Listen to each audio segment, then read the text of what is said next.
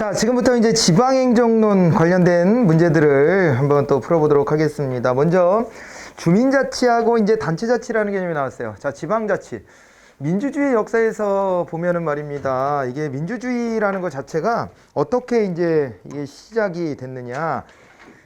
유럽에서 있잖아요. 유럽에서 일종의 저항 운동으로 시작된 거죠, 이게. 그죠?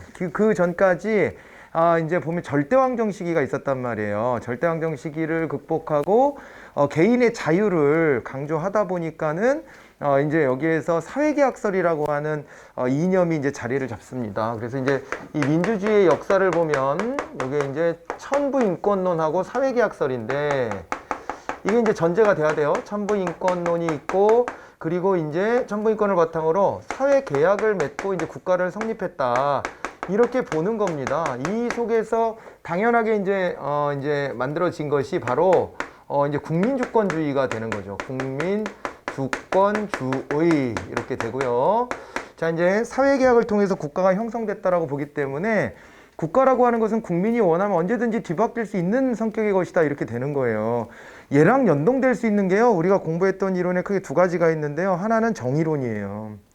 앞에서 정의론. 정의론에서도 사회계약적 측면으로 접근하는 거예요. 우리가 이제 이걸 왜 사회계약적 측면이라고 이야기할 수 있는 거였냐면은 이 정의론에서 보면 그런 얘기를 하죠. 미래 불확실성 때문에 우리가 이제 나도 어떻게 보면은 미래에 어떤 일을 겪을지 모르니까 사회적 합의를 통해서 차등의 원리를 약속하자, 차등의 원리를 보장하자 이렇게 얘기하는 거잖아요. 그죠? 그게 일종의 사회계약론의 논리를 그대로 따라가는 겁니다. 여기도 마찬가지예요. 우리가 갖고 있던 천부인권이 그냥 야생의 상황에서는 이것이 있잖아요. 야생의 상황에서는 이 천부인권이 자꾸 침해를 당한대요.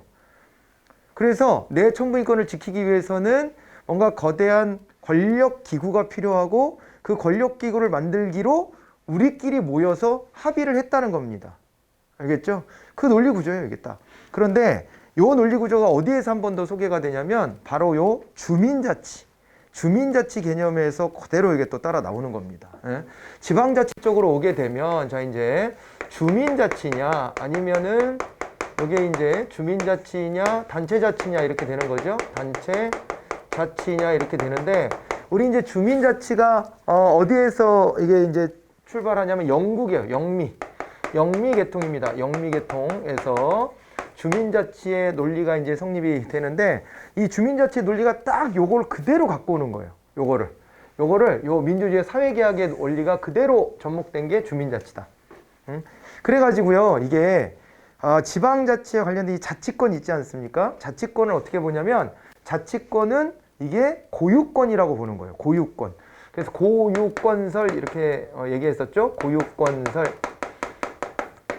아니 그러니까 천부인권으로부터 출발해서 보면 국가를 만드는 권리도 우리한테 있는 것이고 지방정부를 만드는 것도 우리한테 있는 거예요. 지방정부를 만드는 것도. 그죠? 우리끼리 알아서 만들고 싶으면 만드는 거고 아니면 아닌 거고 이러는 겁니다. 없애고 싶으면 없앨 수 있는 거고. 그래서 이게 천부인권이 원래 우리에게 주어져 있는 것처럼 자치권이라는 것도 우리에게 주어져 있는 것이다 이렇게 보고요. 그래서 중앙정부와 지방정부의 관계를 놓고 보면 뭐라 그랬었냐면은 개별적 수권주의라는 말을 썼거든요. 여기서 개별적 수권주의 기억나세요? 개별적 수권주의 즉 있잖아요. 지방정부가 어떤 일을 할지는 지방정부가 알아서 하는 거예요. 근데 이게 만약 중앙정부가 제안을 했는데 뭐 그거 우리가 받아들이는 게 더 이로울 것 같다 그럼 하는 거고 하기 싫으면 안 하는 거고 이렇게 독자성이 있다는 겁니다. 그래서 개별적 수권이라는 말을 쓴 거예요. 각자가 다 판단을 알아서 하는 거예요. 우리가 이걸 받아들일지 말지를. 그죠? 그런데 이제 단체자치는 이건 이제 대륙국가 계통이에요. 대륙계통입니다. 독일 같은 데가 아주 대표적이죠. 여기는 어떠냐면은 이제 이 지방 분권 자치에 대해서 조금은 더 소극적이었다 이렇게 봐야 됩니다. 중앙집권적인 흐름이 더 많이 남아 있었다라고 봐야 되고 그래서 지방의 이 자치권이라고 하는 건 전래된 것이다. 전래건설 그러는 거죠. 전래돼서 넘어온 것이다. 어디로부터? 중앙정부로부터. 중앙정부가 자기네가 행사해야 될 권한을 떼어줬다. 이렇게 보는 거예요. 그러니까 하늘로부터 왔다가 아니에요. 중앙정부가 가지고 있는 권한을 떼어줬다. 이렇게 보는 거고. 그러다 보니까 각 지방들은요. 개별 개성을 추구하는 게 아니고 중앙정부가 시키는 일을 일단은 해야 되는 거예요. 중앙정부가 넘겨준 권한을 행사하는 거니까. 그래서 이걸 이제 포괄적 수권주의 내지는 포괄적 위임주의 이렇게 이야기를 하는 것이죠. 그러니까 어느 지역이나 똑같은 일을 하는 겁니다. 중앙정부가 시킨 일, 중앙정부가 떼어준 일, 이거를 하는 게 더 원칙인 거예요. 그래서 얘네들은 주민자치 쪽은 지방 분권적인데, 지방 분권적 성격이 강한데, 그런데 얘네는 어때요? 단체자치 쪽은 중앙집권적이에요. 여전히 중앙집권적입니다. 그래서 얘네 주민자치는요, 아 이래선 안 되겠다 해가지고 얘네들은 신중앙집권화를 또 하기도 해요. 왜 그래요? 이게 장단점이 딱 있거든요. 너무 저렇게 독자성을 인정해 주다 보니까 뭐 개성을 추구하고 그 지역색을 살리고 이런 건 좋아요. 이런 건 좋아. 근데 뭐가 안 좋냐면 지역 격차가 생겨. 그렇게 해서 독자적으로 가다가 어디는 성공했는데 어디는 실패하고 이럴 거 아니에요. 지역 격차가 생기고, 그 다음에 전국적 통일성이 없어. 하나의 국가라고 하는 개념 자체가 너무 희미해지는 거예요. 이런 게 단점입니다. 그래서 그런 걸 없애기 위해서 신중앙집권화에 나서고 있다. 이렇게 보시면 되고, 단체자치 쪽에서는요, 이제 어떻게 갑니까? 여기서는요, 신지방분권화를 합니다. 신지방분권화를 한다. 여기는 또 아직까지 너무 지방의 개성을 존중하지 않는 문화가 남아있는 거예요. 그래서 지역의 특성을 잘 맞춰 살리려면 좀 더 지방 분권을 하자 이렇게 되는 겁니다. 그래서 얘네들은 오히려 중앙으로 모아내고 얘네들은 오히려 지방으로 더 떼어주려고 노력하고, 그죠? 그래서 이제 위임사무뿐만 아니라 자치사무 같은 것들의 범위가 확장되고 있는 그런 과정이 있다. 우리나라도 이쪽에 좀 더 가까운데 지금은 이거를 기반으로 하더라도 얘도 절충을 해가지고 가려고 하고 있죠. 그죠? 그래서 우리나라는 이거 개별적 수권주의, 포괄적 위임주의를 넘어서서 이 둘의 중간적인 위치에서 포괄적 예시주의라는 것을 채택하고 있다 이렇게 평가를 해요. 포괄적 예시주의. 그러니까 전국을 포괄적으로 묶는 거는 여전히 우리는 포기하지 않았어. 그러지만은 예시만 드는 거예요. 이 권한의 배분을 예시적으로만 들어주는 것뿐이지 그게 절대적이다 이런 건 아니에요. 예전에는 야 국가가 이렇게 권한 니네 쪼개줬으니까 니네한테 이렇게 위임한 거 이거 안 하기만 해봐. 가만 안 둬. 이런 성격이 강했다면 지금 우리는 포괄적 예시주의. 그래서 얘와 얘의 절충적인 걸 모색하고 있다. 그런 것도 한번 참고 삼아 같이 기억해 놓으시면 좋겠습니다. 단체자치는 좋은데 너무 획일화될 수 있어요. 단체자치의 장점은 일단은 지역의 어떤 그 격차를 줄이고 통일성 확보하는 데는 좋은데, 그런데 획일화될 수 있다. 개성이 말살되고 그 지역 주민들의 구체적인 요구를 묵살할 가능성이 상당히 있다. 그런 정도 보시면 되죠. 이제 들어가 봅니다. 지방자치 이념과 사상적 계보에 대해서 물어봤는데, 자 보니까요, 자치권의 인식에서 주민자치는 전래권, 단체자치는 고유권이다. 거꾸로 돼 있구만요. 그죠?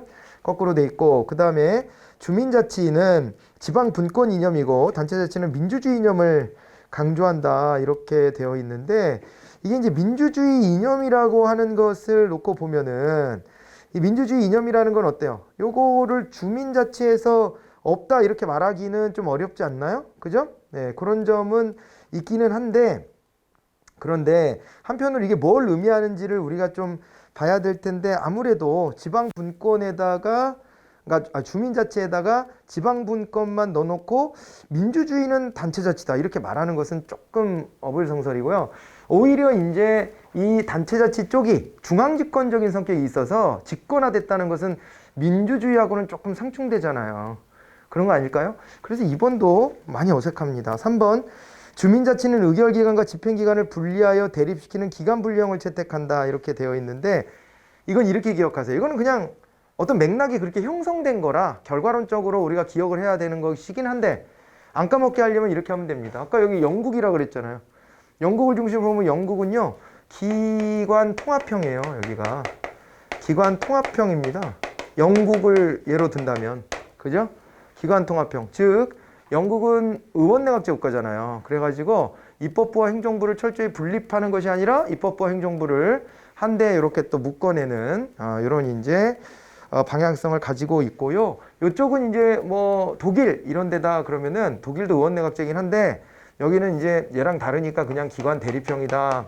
이렇게 해가지고 정리를 그냥 하세요. 이거는 어쩔 수 없어. 이건 그냥 하다 보니까 이렇게 형성됐다는 것인데, 이유를 아무리 찾으려고 해도 이유가 뚜렷하게 나눠지진 않아요. 그냥. 그래서 이렇게 연동해서 그냥 봐두시면은 될 것 같고요. 알겠죠? 이렇게는 설명할 수 있겠다. 이게요, 기관통합형인 경우는 의회가 중심이 돼요. 지방의회가. 그죠? 근데 기관대립형은요, 지자체장. 근데 지자체장은 위임받은 사무를 집행하는 데 최적화되어 있는 거거든요. 한편으로 보면. 우리도 기관 위임 사무 같은 게 주잖아요. 지방자치 사무 중에 제일 많은 비중을 차지하는 게 기관 위임 사무예요. 그러니까 지자체장 중심으로 해서 중앙이 내려보낸 일을 수행한다. 이렇게 이해하셔도 좋겠다. 그죠? 네, 그런 정도로 뭔가 이유를 우리가 막 만들어서 기억하기 좋게 해놔야 돼요. 네. 그런 정도로 말씀드릴 수 있을 것 같습니다. 자, 그래서 주민자치가 의결기관과 집행기관을 분리하여 대립시키는 기관 분리형이다. 이건 틀린 얘기입니다. 거꾸로 되어 있는 얘기고요. 그럼 이제 4번이 남네요. 사무 구분에서 주민자치는 자치사무와 위임사무를 구분하지 않지만 단체자치는 이를 구분한다. 이렇게 했는데요. 그렇습니다. 그게 여기에 숨어 있는 거예요. 여기는 개별적 수권주의라 그랬잖아요. 그래서 자기네 일은 자기네가 알아서 선택한 거예요. 그리고 그게 자치사무인지 위임사무인지를 구분할 필요가 없어요. 근데 여기는 구분이 되는 거예요. 포괄적 위임받은 거, 위임사무가 딱 먼저 있었던 거예요. 거기서 점점 어떻게 한다 그랬어요? 우리의 독자적인 사업도 좀 해야 되겠다. 이게 점점 추가된 겁니다. 그러다 보니까 위임사무는 위임사무고, 그 다음에 독자적인 자치사무는 자치사무고, 이렇게 되는 거예요, 여기는. 그러니까 위임사무 기반에다가 플러스 자치사무가 얹어진 개념이고, 여기는 애시당초부터 지방정부가 이거 할까 말까, 그거를 다 알아서 지가 판단한 거예요. 개별적으로 다. 그렇기 때문에 여기에서는 위임사무다, 자치사무다, 이거 구분하지 않고, 그냥 그게 우리가 선택한 일이야. 이렇게 되는 거예요. 그 개념으로 4번을 답으로 찾아가시는 거랍니다. 자, 그렇게 봐두시고요. 됐죠? 자, 그 다음에 이제 넘어가 보겠습니다. 주민자치에 대한 설명으로 옳은 게 뭐냐 그랬습니다. 정치적 의미의 자치다 그랬는데 맞는 얘기입니다. 이게 사회계약과 관련돼 있잖아요. 그래서 이게 정치적 이제 지방자치가 됩니다. 정치적인 성격이 매우 강하고요. 이렇게. 그죠? 그런데 여기는요, 위임받은 거잖아요. 이렇게. 위임을 받았기 때문에 포괄적 위임을 받았다는 얘기는, 그리고 이제 전례됐다는 얘기를 했잖아요. 전례돼서 그 다음에 포괄적으로 위임한 일을 중심으로 한다. 이랬기 때문에 여기는 이제 정적 성격이 아니라 법률적 성격이 매우 강한 거예요. 법적으로 이거 해라. 법적으로 이거 니네한테 그거 주어준 거다. 이거 니네 해야 될 의무다. 이런 식으로 지방분권이 이루어진 거예요. 알겠죠? 네, 그래가지고 법률적 성격이 강하다라고 정리를 하시는 거예요. 자, 그러니까 가는 맞네요. 가는 맞고요. 지방분권 사상을 추구한다. 이것도 맞네요. 근데 이거는 좀 애매할 수도 있어요. 그러니까 이거는 위에서 봐야 돼요. 왜냐하면 추구한다는 건 미래적이잖아요. 그러니까 지금까지 보면은 지방분권적 성격이 커요. 그래서 뭘 한다 그랬어? 신중앙 집권화를 한다. 그렇게 얘기를 했지 않습니까? 그래서 추구한다라는 말 때문에 이건 좀 유의하셔야 되겠다. 그죠? 예, 지금까지, 원래 지방분권이에요, 얘는. 그래서 추구하는 게 뭐냐 그랬을 때는 신중앙 집권화를 추구하는 겁니다. 현재 스코어에서 봤을 때는. 그죠? 그래서 그거는 약간 세모 표시 일단 해놓고 그건 좀 유의해야 되겠구나 이렇게 체크하시면 되고요. 독립세주의라는 말이 나왔는데 그거 맞는 얘기겠죠? 그러니까 세금 거둘 때, 지방세 거둘 때요, 독립세주의, 독자적으로 세금을 만들 수 있다. 어느 쪽이겠어요? 주민자치에 단체자치예요? 당연히 주민자치죠. 쟤네들은 자기네 자치권이 크니까. 여긴 자치권이 작아서 그렇게 못해요. 우리나라는 못하게 하잖아요. 지방에서 독자적으로 세금 만들 수 있어요, 없어요? 없다니까요. 그렇게 못 만들어. 그래서 요거 독립세주의 맞네. 그리고 영미계 국가, 이것도 맞네. 영미계 국가. 그 중앙정부와 기능적으로 협력해 나간다 했는데 그건 맞는 얘기가 될 수 있습니다. 기능적으로 필요하면 협력하는 거예요. 필요하면. 그러니까 의무적으로 중앙정부가 시키는 일을 하는 게 아니고 협력적 관계를 맺어간다는 거예요. 그죠? 그래서 그런 얘기 했잖아요. 얘네들이 연방제를 하고 있는 게 그런 거랑 또 맞닿아 있기도 해요. 영국은 땅이 그렇게 크지도 않잖아요. 근데 연방제를 하잖아요. 연방제를 하면서 지방 분권적 성격이 매우 강하고, 그 연방이라는 것은요, 각 지방이 나 중앙정부에서 탈퇴할래. 그럴 수 있는 거예요. 나 탈퇴할래. 작정하면 할 수 있는 겁니다. 스코틀랜드가 탈퇴할 뻔했었잖아요. 탈퇴할 뻔했었는데 지금도 그 카드를 만지작거린다고는 알려져 있는데, 그런데 아직 탈퇴 소식은 안타깝게도 안 전해져 오고 있어요. 우리로서는 그죠? 영국이 쪼개지면 영국의 국력은 쪼개지는 거니까. 그잖아요. 야, 씨, 그럼 영국을 좀 따라잡을 수 있을까 싶기도 했는데 그러지는 않더라고. 그렇게 막장으로까지는 안 갔는데 그런 우려가 막 제기되긴 했었어요. 그런 정도로 얘네들은요, 지방이 쪼개진다는 게 가능한 애들이에요. 근데 우리는요, 그게 가능해요? 강원도가 갑자기 우린 독립하겠습니다. 독립 투표 이런 거 한다는 게 상상도 안 되잖아요. 그 인식이 없죠. 아예 없어요, 우리는. 그래서 우리가 중앙집권적이라는 것은 그렇게 확인할 수도 있는 거예요. 응? 국가가 더 우선이야. 국가가 우선이고 그 안에서 효율적인 행정을 위해서 지역이 쪼개져 있는 것 뿐이지 지역이 독자적 주체가 될 수 있다? 이렇게 생각하지 않아요. 우리 인식 자체가 그렇게 형성돼 있어. 근데 걔네들은 아니야. 거꾸로야. 응? 마음에 안 들면 연방정부 탈퇴하는 거예요. 그런 식입니다. 자, 그래서 그런 이제 관점에서 보자면은 중앙정부가 기능적으로 협력한다. 이런 마인드가 형성되는 거예요. 우리는 그게 아니잖아요. 국가를 뒷받침한다 이렇게 보지. 누가 국가랑 다이다이로 대등하게 협력을 하고 말고 그렇게 합니까? 그게 좀 차이가 있네요. 답은 그러면 다 맞을 수는 없고, 그죠? 아까 지방분권 사상을 추구한다가 제가 말씀드렸던 그런 맥락인 거예요. 그죠? 그래서 답이 3번이 되었습니다. 자, 그리고요, 324번으로 갑니다. 주민자치와 단체자치에 대해서 또 물어봤어요. 예, 주민자치의 원리는 주로 영국과 미국에서 발달했고, 단체자치 원리는 독일과 프랑스다 그랬고요. 요거는 맞는 얘기죠? 아까 대륙 쪽이냐, 영미계통이냐, 이렇게 했으니까. 주민자치가 지방자치의 형식적, 법제적 요소라고 한다면, 단체자치는 지방자치를 실현하기 위한 내용적, 본질적 요소다 그랬는데, 이건 반대로 되어 있구만요. 그 얘기가 아까 이거예요. 얘는 정치적 성격이 강하고, 얘는 무슨 성격? 법률적 성격이 강하다. 이렇게 된 거거든요. 그래서, 그게 지방자치가 형식적이고, 법적인 측면에서 이루어졌다. 이러면 이게 단체자치 쪽이라서 2번은 거꾸로 되어 있다는 걸 바로 확인하실 수 있고요. 3번, 단체자치에서는 법률에 의한 권한이 명시적, 한시적으로 규정되어 사무를 자주적으로 처리할 수 있는 재량의 범위가 좁다고 봐야 되죠. 법률적으로 제약이 많아요. 그러니까 법이라고 하는 거를 자꾸 만들어 놓으면은 운신의 폭이 좁아지지 넓어지지 않습니다. 그래서 요거는 뒤에 가서 이제 재량의 범위가 크다 그래서 틀렸어요. 단체자치에서는 입법통제와 사법통제가 주된 통제 방식이다. 이 통제 방식도 좀 추가해 보자면 여기는 말입니다. 여기는요, 행정통제가 잘 안 돼요.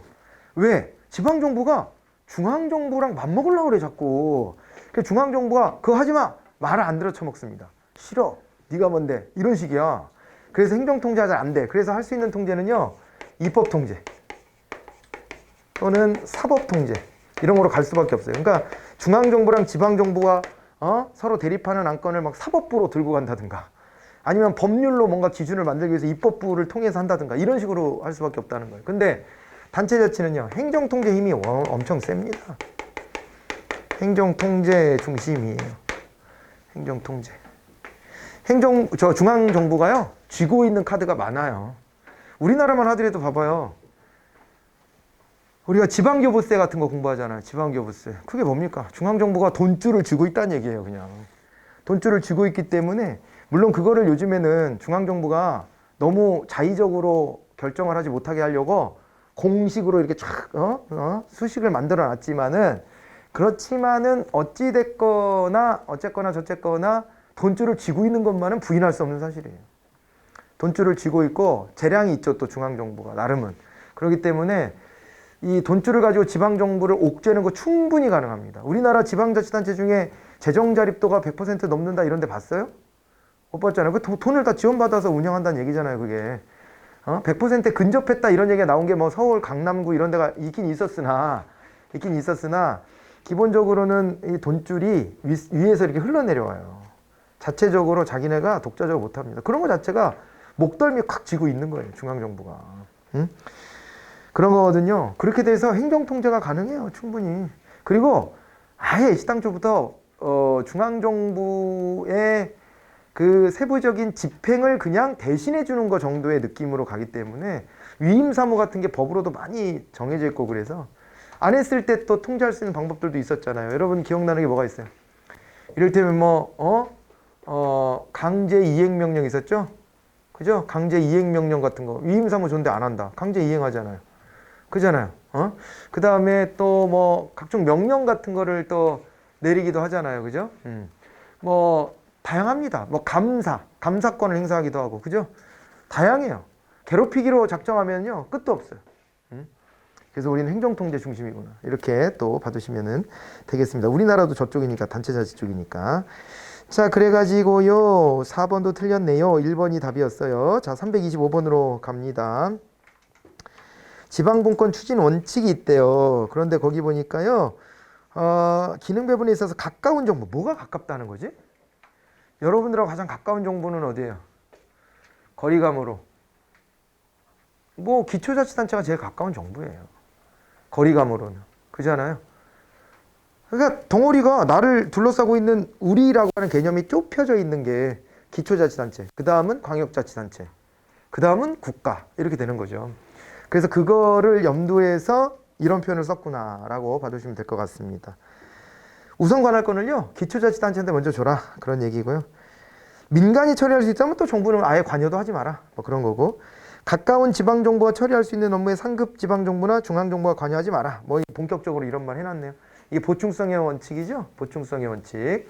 그런 겁니다. 그래서 가장 가까운 정부에서부터 해결을 하도록 우선순위를 주고, 근데 그 가까운 정부가 해결을 못한다 그러면은 이제 그때는 어떻게 하는 거예요? 못한다 그러면은 그때는 이제 뒤에서 거들어줘야 되는 거죠. 그렇죠? 국가가 우선적으로 나서는 게 아니라는 거, 이것을 보충성의 원칙이라고 이야기를 합니다. 1번이 답이 돼야 되고요. 그리고요 이제 됐죠. 그 다른 말로는 기초자치단체 우선의 원칙이라고도 합니다. 기초자치단체 우선의 원칙, 그렇게도 받으시고요. 지방자치단체 권한으로 한번 가보겠습니다. 우리 지방자치단체 권한, 자치권, 아까 이제 자치권 얘기를 했는데 이 빈 공간에도 한번 해볼게요. 우리가 이제 자치권이다라고 하면 스스로 의사결정할 수 있는 거잖아요. 여기 보시면은요 지방자치의 3요소라고 할 수 있는 게, 지방자치 이제 3요소라고 하는 게 있는데, 그 3요소가 뭐냐 그랬을 때 이게요 주민이 있죠. 주민이 있고 구역이 있죠. 구역. 이 안에 살고 있는 등록되어 있는 주민들, 그리고 또 하나가 자치권입니다. 독자적으로 결정할 수 있는 권한이 주어져 있지 않다면은 그렇다면은 이게 지방자치를 하고 있다라고 말할 수가 없죠. 자치권까지 보장이 돼야 되는 거예요. 근데 자치권의 종류에 뭐가 있냐? 자치 입법권이 있었습니다. 자치 입법권. 그래가지고 이 자치 입법권에는 이제 여기에 조례와 규칙에 대한 부분이 있죠. 조례와 규칙을 제정, 개정, 폐지할 수 있고요. 그 다음에 자치 행정을 하는 거죠. 자치 행정권. 이 자치 행정권에 안에서 보면은 일단은 뭐 자치 재정권 있지 않습니까? 자치 재정권. 돈 문제 제일 중요하잖아요. 자치 재정권도 있고, 그 다음에요 자치 인사권도 있겠죠. 인사권. 자치 인사권. 그러니까 우리가 국가공무원 같은 경우에는요 5급 이상은 뭐 주무부 장관이 인사혁신처장하고 뭐 해가지고 싸바싸바해서 국무총리를 거쳐 대통령 임명한다, 이렇게 돼 있습니다. 5급 이상 공무원은. 그리고 그 이외의 공무원은 주무부 장관이 인사권을 갖습니다. 그렇게 갔는데, 지방자치단체 같으면은 지방자치단체 지방공무원의 인사권은 지방자치단체장이 갖는 거죠. 그래서 자치 인사권이 있고, 그 다음에 자치 또 조직권도 있겠죠. 조직권. 자치 조직권도 있는 것이고, 그 다음에 또 뭐가 있냐면요 자치 경찰권도 이제는 주어져 있다라고 봐야 돼요. 맞아요? 자치 경찰권 같은 것도 주어져 있는 겁니다. 자치 경찰권. 약간 성격이 애매모호하긴 한데, 그래도 자치 경찰제는 지자체장과 그 다음에 자치경찰위원회에 그 이제 주도권을 넘겨놓은 것이기 때문에 거기에 소속된 경찰들이 국가 공무원 소속이긴 하더라도 지시는 이쪽에서 받는 거니까 자치 경찰권까지 있는 거라고 봐야 될 것이고요. 그리고 또 이제 자치 사법권이 있을 수 있는데요. 뭐 입법, 행정, 사법 아니겠어요? 자치 사법권이 있을 수 있는데 요거는 이제 불인정이다라고 하는 거. 우리나라에서는 인정하고 있지 않다는 게 시험에서 또 많이 나오는 포인트입니다. 그래서 거기까지 일단 정리를 해놓고 들어가 보도록 하겠습니다. 자, 이제 지방자치단체는 법률의 위임이 있어야 주민의 권리를 제한하는 조례를 제정할 수 있다 그랬는데, 그런 거는 맞는 얘기입니다. 이게요 조례 제정권은 독자적으로 갖는 것인데, 다만 그것이 주민의 권리를 제한하거나 의무를 부과하는 형식이다. 이렇게 가잖아요. 예, 그거는 법률의 위임이 없으면 그런 조례 못 만듭니다. 내용이 그런 거. 그러니까 다시 한번요. 주민의 권리를 제한하거나 의무를 부과하는 거. 이거는 법률의 위임이 있어야 돼. 법률의 위임이 있어야 돼. 이거는 대원칙이에요. 그러니까 국민 전체적으로요. 권리를 제한하거나 의무를 부과하는 것은 무조건 어떻게 해야 된다? 이 부분은 법률에 근거하라고 되어 있습니다. 그렇기 때문에 그걸 조례에서 언급할 수 있으려면 법률에서 야 이건 각 지방자치단체가 조례로 정해라 이렇게 넘겨줬으면 할 수 있는 거고 그렇지 않은 걸 자기네가 신설할 수는 없어요. 절대로. 알겠죠? 법적 지위가 그렇습니다. 자 그리고요 지방자치단체는 주민의 복리 증진과 그리고 사업의 효율적 수행을 위해서 지방공기업을 설치 운영할 수 있는 거죠. 지방공기업, 지방공사공단 있잖아요. 여기 설치 운영할 수 있고 지방자치단체는 조례를 위반한 행위에 대해서 조례로서 이거 틀렸네. 1,500만 원이 아니고요. 1,000만 원이에요. 1,000만 원. 이거 우리가 지방자치법 읽으면은 그대로 나와요. 그래서 이거는 간단히 암기하시면 됩니다. 1,500만 원이 아니고 1,000만 원이에요. 1,000만 원. 1,000만 원. 1,000만 원 이하의 과태료를 정할 수 있다. 이거 지금 기억합니다. 1,000만 원 이하입니다. 액수가 아주 큰가? 별로 안 큰 것 같은데. 우리나라가요, 이런 뭐 과태료도 그렇고 형사처벌할 때 벌금도 그렇고요, 액수가 좀 낮은 편이에요. 물론 그걸 생돈을 내는 사람은 크다고 느끼겠지. 그런데 상대적으로 보면은요, 이 액수가 예전에 정해진 기준이 그대로 유지되는 경향이 좀 있어요. 요즘에 돈의 화폐 가치에 비춰보면 좀 생각보다 야, 저 정도인데 이거밖에 안 나와? 이렇게 할 정도. 그런 정도 수준이고 지방자치단체는 끽해야 1,000만 원 넘어갈 수가 없어요. 1,000만 원까지만 조례로 과태료를 물려요. 과태료는 행정벌입니다. 행정법 다 아시니까 알잖아요. 그죠? 행정벌이라서 이거는 범죄랑 관련 있는 건 아니에요. 범죄를 저질렀으면 형사처벌을 받아야 돼요. 벌금은 형사처벌이에요. 그건 형사처벌입니다. 그런데 과태료는요, 행정기관이 매기는 거예요. 그냥 행정기관이. 그래서 요거의 제한은 과태료밖에 못하고요. 왜냐하면 형사처벌도 반드시 법률에 근거해서 하게끔 죄형 법정주의라는 원칙이 적용되기 때문에 그렇기 때문에 조례 같은 걸로요 형사처벌 같은 걸 할 수는 없어요. 그래서 그건 안 되는 거고 지방자치단체는 조례로 기껏해야 이제 과태료를 매기는 건데 그것도 1,000만 원까지만 이렇게 되어 있습니다. 지방자치단체 조합도 따로 법률로 정하는 바에 따라 지방채를 발행할 수 있어요. 근데 이 지방채 발행은 어떻게 되죠?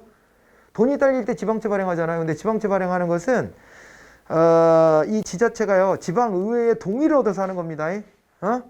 우리가 이제 국채 발행은 어떻게 해요? 국채 발행은 국회 동의를 얻어서 중앙정부가 발행해요. 원래 다 그 의회의 동의를 얻는 건데요. 그 국채 이제 국고채권이라든가 국고채라든가 아니면 뭐 재정증권이라든가 뭐 이런 형식들이 있어요. 국민주택채권 같은 것도 있고요.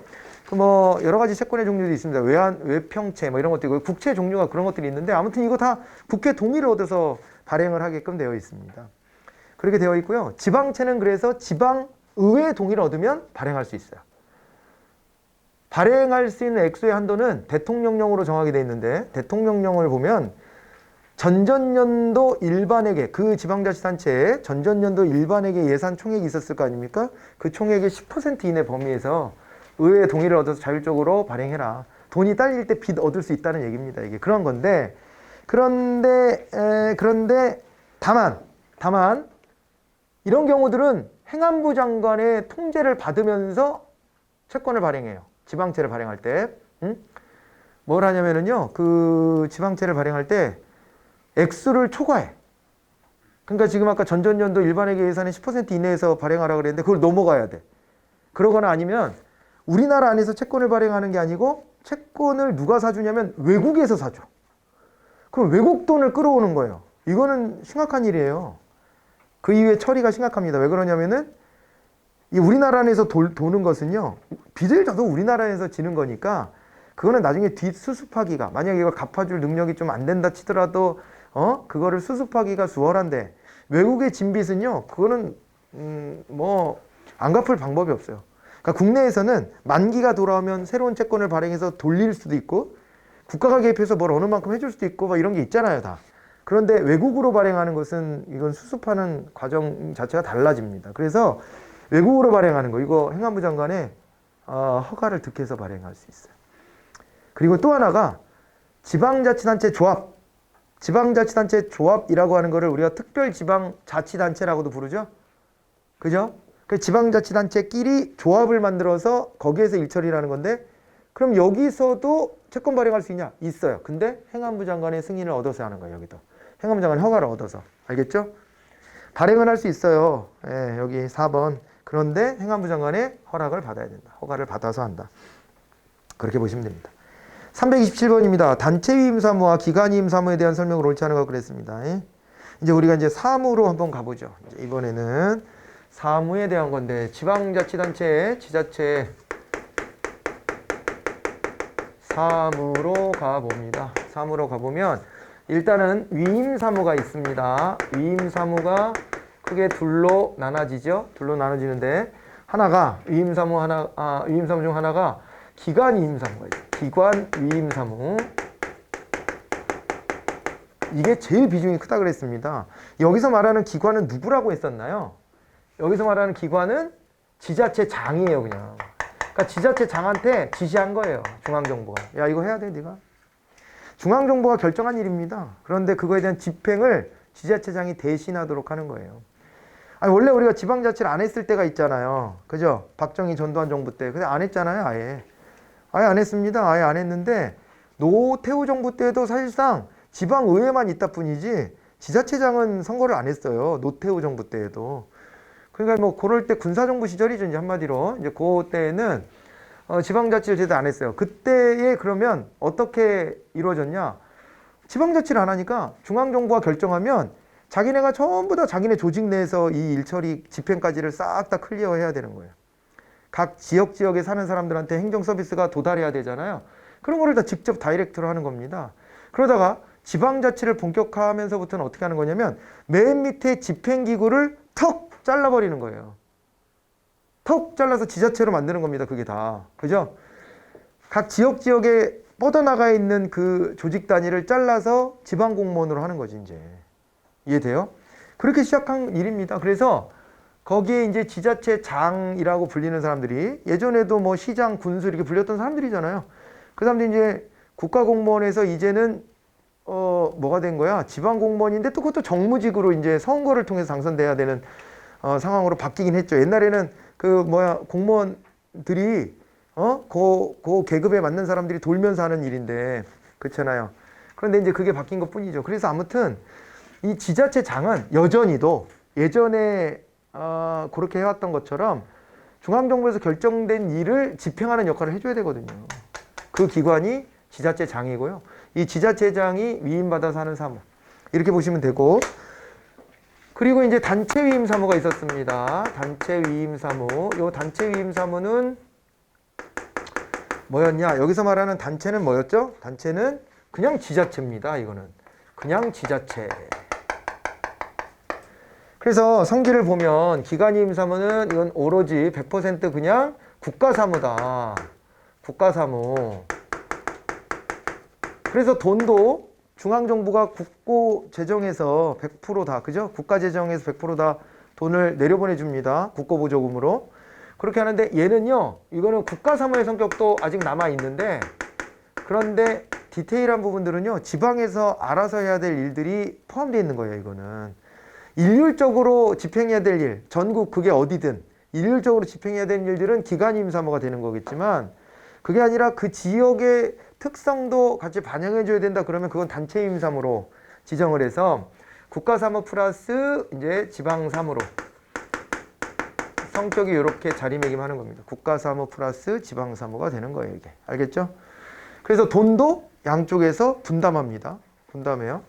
그런데 이제 이거 말고 자치사무가 있습니다. 자치사무다 그러면 이 자치사무는 고유사무라고도 하는 거죠. 고유사무.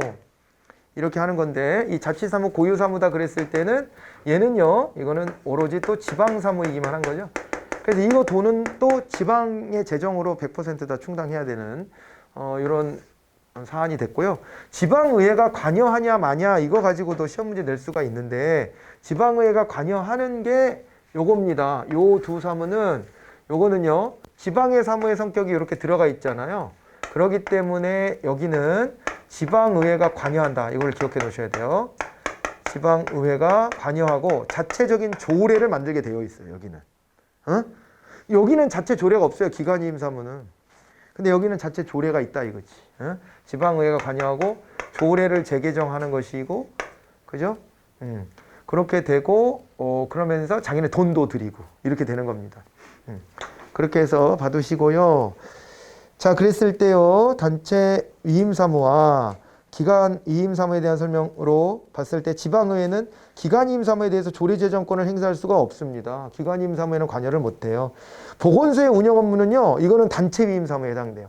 제가 그래서 이거 사례 말씀드렸잖아요. 그 지역만의 어떤 질병들도 있을 수 있어서 국가도 관여하지만은 지방자치단체의 독자성도 좀 인정돼야 된다 그렇게 얘기를 했어요. 그래서 이거는 단체 위임 사무지 기관 이임 사무가 아닙니다. 병역 자원의 관리 업무는 기관 이임 사무가 맞습니다. 이것은 오로지 국가 사무거든요. 아니 국방에 대한 일은 중앙정부만 하는 일 아닙니까? 네, 그렇기 때문에 요거는 이제 기관 이임 사무가 맞거든요. 그런데 앞에 있는 보건소, 요거는 이제 단체 위임 사무로 그렇게 정리를 하셔야 돼요. 요 정도는 기억해 둘만 하겠죠? 네. 그렇게 하시고 중앙정부는 단체 위임 사무에 대해 사전적 통제보다 사후적 통제를 주로 한다. 이렇게 나와 있는데 단체 위임 사무에 대해서 사전적 통제를 하려면은 미리미리 컨트롤 한다는 얘기잖아요. 미리미리 예측을 해서 컨트롤 한다는 것인데 그게 좀 불가능하죠. 왜냐면은 기준은 있어. 국가가 이렇게 했으면 좋겠다라고 내려보내긴 하는데 그거에 대해서 지방 사무의 성격도 있기 때문에 지방의회가 관여해서 지네 조례도 만들고 막 해야 되잖아요. 그렇기 때문에 사전 통제만으로 100%가 안 돼. 얘는 사전 통제가 좀 더 수월하겠죠. 기관 이임 사무는. 그렇잖아요. 이게 기준이야. 이대로 집행해. 이게 가능한데 얘는 그게 안 되지. 이대로 집행해. 그러기에는 지방에서 알아서 관여할 수 있는 권한이 있는데 어떻게 그렇게 됩니까? 그래서 사후적 통제 중심으로 갈 수밖에 없는 거예요. 구조적으로. 그리고 그 다음에 기관 이임 사무의 처리를 위한 비용은 국가가 부담한다 그랬는데 100% 국가 사무이기 때문에 100% 국가의 재정으로 부담합니다. 그래서 그게 국고보조금 중에서도 그거를 교부금이라고 하죠. 교부금. 네. 요 형식으로 내려오게 돼 있습니다. 아까 답이 2번이었죠. 2번. 자, 그리고요. 328번으로 갑니다. 정부의 직접적 공급이 아닌 대안적 서비스 공급 체계라고 하는 게 있어요. 정부가 모든 걸 다 직접 생산하는 것은 옛날 방식이잖아요.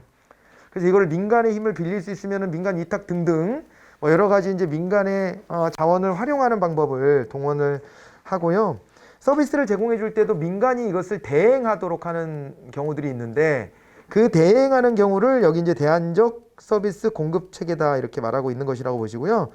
요거는요, 생활 쓰레기의 수거, 사회복지 사업의 운영, 시설 관리 등의 분야에 적용되고 있다 그랬습니다. 생활 쓰레기의 수거, 사회복지 사업의 운영, 시설 관리 등의 분야에 적용되고 있다. 실제 그런가요? 생활 쓰레기 수거 정부가 직접 해야 안 해요? 지방자치단체가 직접 안 해요. 직접 안 하고 용역업체 맡겨놓잖아요. 그잖아요. 용역업체. 뭐 거기 회사 이름 들어가 있어. 보통 보면 그 수거 차량 같은 데 보면. 에? 근데 그거를 이제 행정법 공부하실 때 보겠지만은 그 업무를 처리하는 사람과 그 다음에 업무 과정은 전부 다 공무로 봐줘요. 예, 법적으로는 그렇게 봐주는데 지위로 놓고 보면 그 사람들 자체가 원래 공무원인 건 아니잖아요. 그죠? 원래 공무원인 건 아닌데 그런데 대행을 해주는 거지 이렇게. 대안적 서비스 공급을 해주고 있는 거지. 대표적인 케이스가 생활쓰레기 수거입니다. 사회복지단체 같은 거 운영하는 것도 그렇죠. 이거 사실은 정부가 해야 될 일이잖아요. 그런데 이거를 이제 민간 업체들한테 맡기고 그 다음에 어떻게 해요? 그거에 대해서 비용이나 이런 것들을 부담해주는 지원해주는 이런 정도로 많이 가죠. 시설 관리 같은 경우도 그렇게 맡기는 경우들이 꽤 있고 그래서 요거는 뭐 옳은 얘기로 보시면 되겠습니다. 과잉 생산과 독점 등이 야기한 공공부문의 비효율의 해결책으로 계약 방식을 통한 서비스 공급이 도입되고 있다. 그러니까 원래 우리가 이제 시장 실패 얘기할 때 그때 과잉 생산이 됐네, 과소 생산이 됐네 그런 얘기를 하는 건데 그런 걸 해결하려고 이제 정부가 끼었어요. 정부가 끼어들었어. 그래서 많이 기여를 했어요. 그런데 또 정부가 너무 또 끼어들다 보면 정부 관료들은 자기들한테 한번 생긴 권한과 이 재정적인 측면을 포기하려고 하지는 않습니다. 절대. 그래서 오죽하면 1980년대 넘어오면 정책 종결론에 관심이 생겼겠냐고요. 종결을 안 하려고 하니까. 종결이라는 건 관료들의 사전에 없어. 왜? 그게 조직과 돈이거든. 그래서 한번 주어진 일은요, 늘리면 늘리지 줄이지 않아. 더 이상은 이거 필요 없는 것 같은데, 필요하다. 논리를 만들어내죠. 거의 그런 식이에요. 그래가지고요, 그러다 보니까 정부한테 맡겨놔도 과잉 생산. 정부 쪽에서는 과소 생산은 잘 안 일어나. 과잉 생산이 많이 일어나지. 과잉 생산. 과잉 생산 일어나고요. 또 이제 정부는 X 비효율성을 가져오잖아요. 독점적지를 가지고 있지 않습니까? 그러다 보니까요, 욕심은 많이 부리지만 그렇다고 고객을 위해서, 여기서 말하는 고객은 시민. 시민을 위해서 시민이 원하는 서비스를 다양하게 공급하냐? 그러진 않아요, 또. 획일화돼 있죠. 이렇게 되기 때문에 이거를 이제 풀어내려면 차라리 민간이 계약을 통해서 납품을 하는 형식? 이게 낫지 않을까? 그럼 민간 위탁 같은 것들을 활용하는 게 충분히 가능하지 않겠나 이렇게 보여지는 거죠. 그 다음에요, 3번. 사용자 부담 방식의 활용은 재정 부담 공평성 제고에 기여한다. 근데 우리가 보통 정부가 제공하는 정부 서비스는요, 응능주의적 성격이 커요. 응능주의가. 그러니까 능력에 따라서 부담을 하지, 내가 혜택을 입었다고 물건 사듯이 내 돈을 내고 그 재화나 서비스를 이용하는 거, 그거가 별로 없고 대부분은 다 세금 거둔 걸로 그냥 다 혜택을 준단 말이에요. 그런데 그게 좀 덜한 게 이제 지방정부. 중앙정부는 진짜 응능주의적 성격이 되게 크고, 지방정부로 오면은 응능주의가 물론 많이 적용이 돼요, 여기도. 그러지만은 응익주의적 성격이 생기죠. 응익주의. 야, 이익을 봤으면 네가 내라, 돈. 이렇게 하는 거. 돈 내고 이용해. 이런 게 좀 더 생겨요. 욕을 덜 해. 그렇게 하더라도. 중앙정부가요, 돈 받고 서비스 제공한다 그러면 사람들이 욕합니다, 대번. 야, 그 세금 걷어서 어디다 쓰고 이래? 이게 도대체? 세금 걷어 어디다 쓰는 거야, 이거? 청와대 뒤에 가면 또 금고 있는 거 아니야?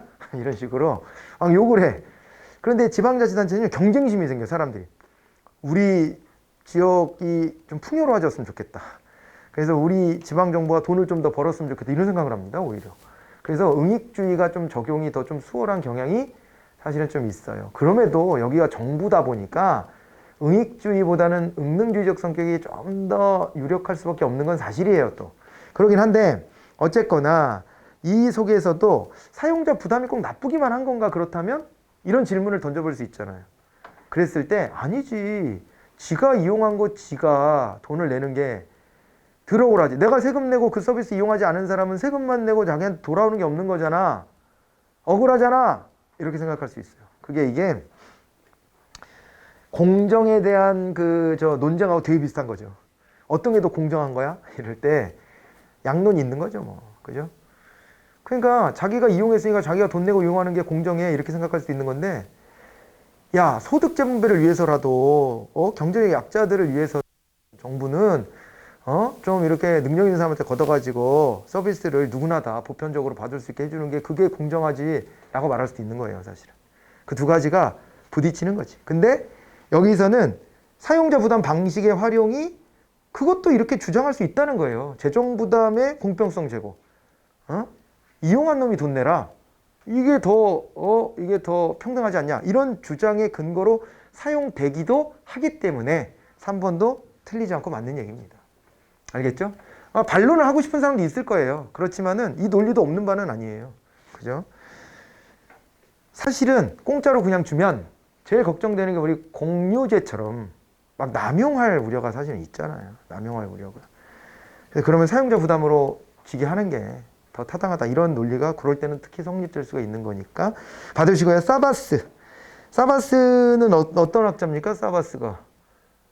네, 사바스가 뭐 이제 우리가 이제 그 재화를 막 구분하고 이런 거 있었잖아요. 그리고 이제 공공 서비스의 종류를 막 구분하고 이런 거 할 때 나왔던 학자예요. 앞에서 여기서 보면 자원봉사 방식이 나왔어요. 그러니까 이 사바스가요, 일반 행정에 해당되는 거, 그 다음에 민간 위탁에 해당되는 거, 아니면은 또 이제 또 책임 경영에 해당되는 거, 아니면은 민영화에 해당되는 거, 이런 걸 막 나누고 그랬잖아요, 사바스가. 자, 그랬는데 거기서 민간 위탁의 한 종류로 제기될 수 있는 것 중에 하나가 바로 이제 자원봉사 방식도 있어요. 자원봉사 방식이 있는데, 자원봉사는 민간이 결정하고 정부가 공급하는 서비스 유형이다 그랬는데 거꾸로잖아요. 그러니까 정부가 결정을 했어. 그런데 여기에 종사하는 사람들을 자원봉사로 모아서 민간의 자원을 활용하는 거죠. 그죠? 민간의 리소스를 활용하는 겁니다. 예, 그게 이제 자원봉사 방식이기 때문에 4번은 이제 그 접근이 좀 이제 설명이 거꾸로 돼 있다 이렇게 볼 수가 있어요. 그러니까 뭐 예를 들면 그런 거 있죠. 우리나라 동계올림픽 했을 때 평창 동계올림픽 그때 거기 막 질서 담당하고 이랬던 안내하고 막 이런 거 있잖아요. 그런 거 청년들이 가서 많이 했잖아요. 그것도 자원봉사 방식이잖아요. 거의 대부분 자원봉사 방식이에요. 근데 그것도 일찍 마감됐대요. 왜냐하면 자기한테는 일생에 특별한 경험이잖아. 그잖아요. 우리나라에서 열리는 올림픽이라는 게 앞으로 언제 있을지도 몰라요. 그런데 그 올림픽 때 내가 가서 이런 일을 했다라고 하는 것은 본인한테도 굉장히 특별한 경험이니까 그러니까 자원하는 사람이 많았다 그러잖아요. 그죠? 그런 방식인 거죠. 그러니까 결정은 정부가 한 겁니다. 결정은 정부하고 어떤 일을 해야 되는지도 다 정부가 결정한 거야. 그런데 민간의 자원을 활용해서 서비스를 생산했다. 이렇게 보시면 됩니다. 자, 넘어갈까요? 이제 지방자치단체 구성입니다. 구성인데요. 지방자치단체 기관 구성에 관한 설명 옳지 않은 것 그랬는데 기관대립형, 통합형 이런 거 나왔습니다. 그죠? 요건 잠깐 쉬어서 이제 볼 건데 앞에서 요거 얘기를 좀 했어요. 여기 기관대립형이냐, 아니면은, 여기 뭐 기관 통합형이냐 이런 얘기를 했는데 요거에 이제 이어져서 가는 얘기라고 봐두시면 될 것 같습니다. 잠깐 쉬었다 오세요.